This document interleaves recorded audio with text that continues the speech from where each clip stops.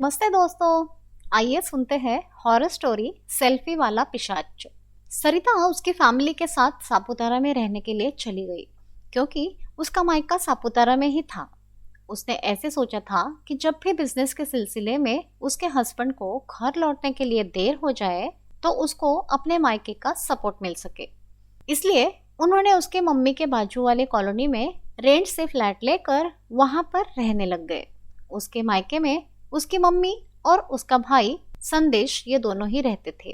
जब भी उसके हस्बैंड को ऑफिस से लौटने के लिए देर हो जाती वो अपने मम्मी के घर पर ही रुक जाती और वहां पर बैठकर अपने पति का इंतजार करती। ये बात है उस समय की जब नवरात्रि का फेस्टिवल चालू था। सरिता के मायके में नवरात्रि में देवी की स्थापना होती है और 9 दिन अच्छे से व्रत का पालन भी किया जाता है। उस टाइम घर में सभी लोग उपवास रखते हैं और कोई भी मांसाहार नहीं करता। हालांकि संदेश शराबी था पर नवरात्रि में वो सिर्फ पानी पीकर उपवास रखता था और अन्न ग्रहण नहीं करता था। सरिता और उसके पति उसके भाई को हमेशा शराब की वजह से डांटते रहते थे और उसका एडिक्शन छुड़ाने के लिए हमेशा प्रयत्न करते रहते थे। संदेश स्वभाव से अच्छा लड़का था, रिक्शा चलाकर पैसे कमाता था। उसको शराब की लत कब और कैसे लगी वो उसको खुद को भी पता न चला। उसने भी बहुत बार शराब छोड़ने के लिए प्रयत्न किए पर वो सक्सेसफुल नहीं हो पाया था। एक बार संदेश ने सरिता से फोन पर कुछ अजीब बात कही। उसने बताया कि जब भी वो रिक्शा चलाने शुरू करता है तो हमेशा उसे ऐसा एहसास होता है कि पिछले सीट पर कोई बैठा है, पर पीछे मुड़कर देखो तो कोई दिखता भी नहीं है। सिर्फ एहसास ही होता रहता है और न जाने क्यों उसकी रिक्शा अपने आप शराब की दुकान की तरफ चली जाती है। उसकी बात सुनकर सरिता को सब छूट लगा।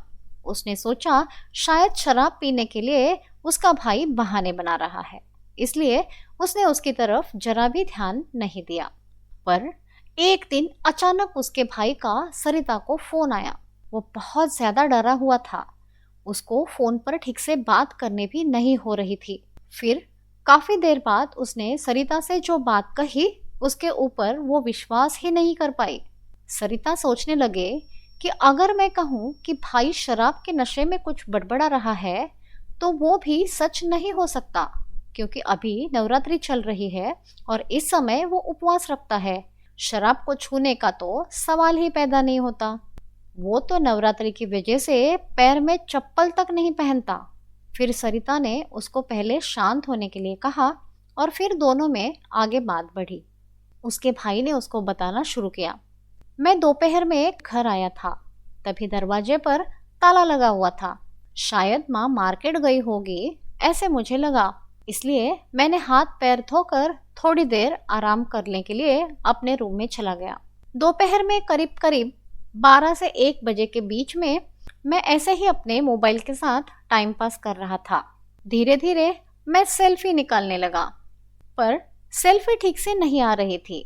मुझे लगा शायद घर के अंदर थोड़ा सा अंधेरा होने की वजह से सेल्फी नहीं निकल रही है।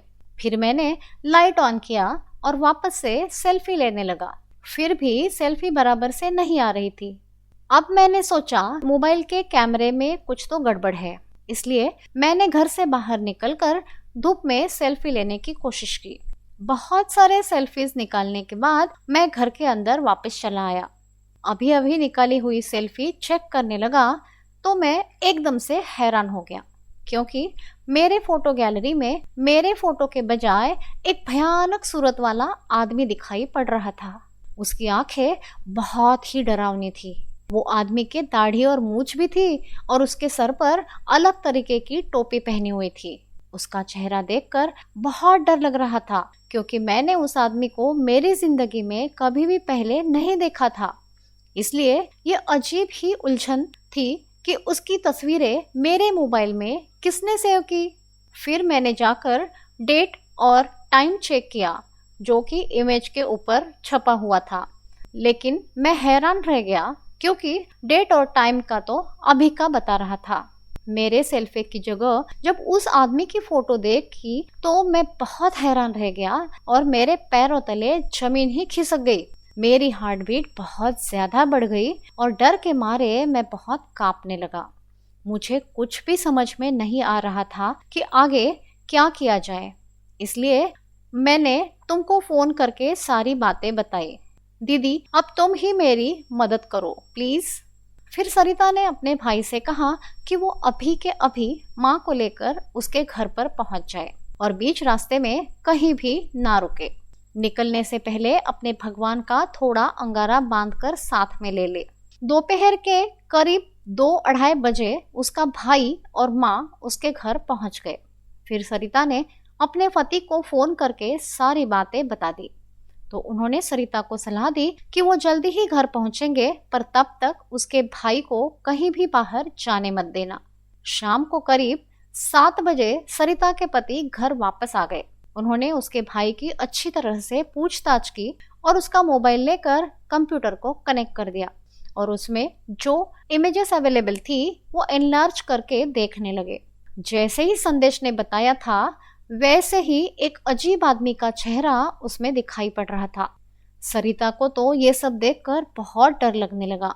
उस रात वो चारों जरा भी नहीं सो पाए क्योंकि वो बहुत ज्यादा डरे हुए थे।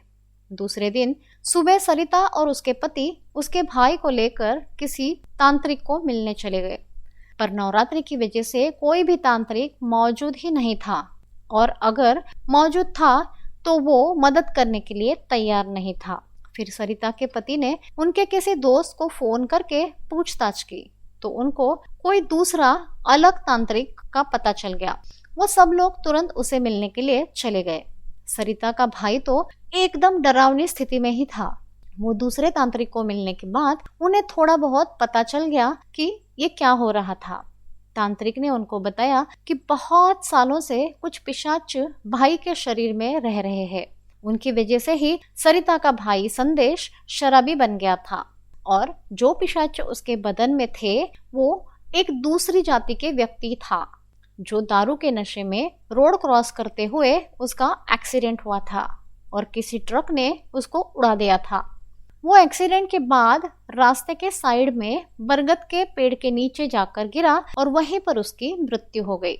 उसके कुछ दिन पश्चात ही सविता का भाई संदेश और उसके दोस्त पार्टी करने के लिए बिरयानी से भरे बर्तन उठाकर जा रहे थे, पर शराब पीने के लिए वो लोग वही बरगद के पेड़ के नीचे रुक गए और उस दिन अमावस की रात थी, इसलिए 2 पिशाचों ने सरिता के भाई को पकड़ा हुआ था।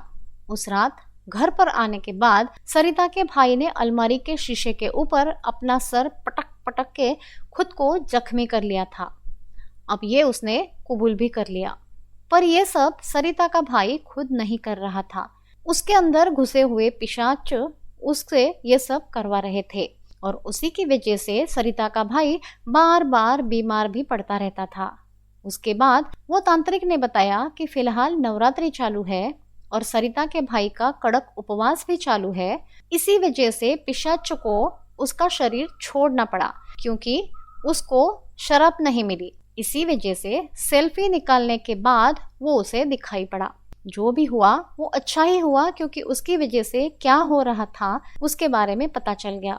बाद में उस तांत्रिक ने अच्छी तरह से पूजा पाठ करके पिशाच का उतारा किया और संदेश को वापस कुछ तकलीफ ना हो इसलिए कुछ बातें भी बताई, अच्छी तरह से समझा दी। इस तरह से संदेश ठीक हो गया। इस कहानी से हमें ये सीख मिलती है कि कभी भी बुरी बातें जैसे कि किसी भी चीज का एडिक्शन नहीं करना चाहिए, वरना बड़ी आफत आ सकती है। धन्यवाद।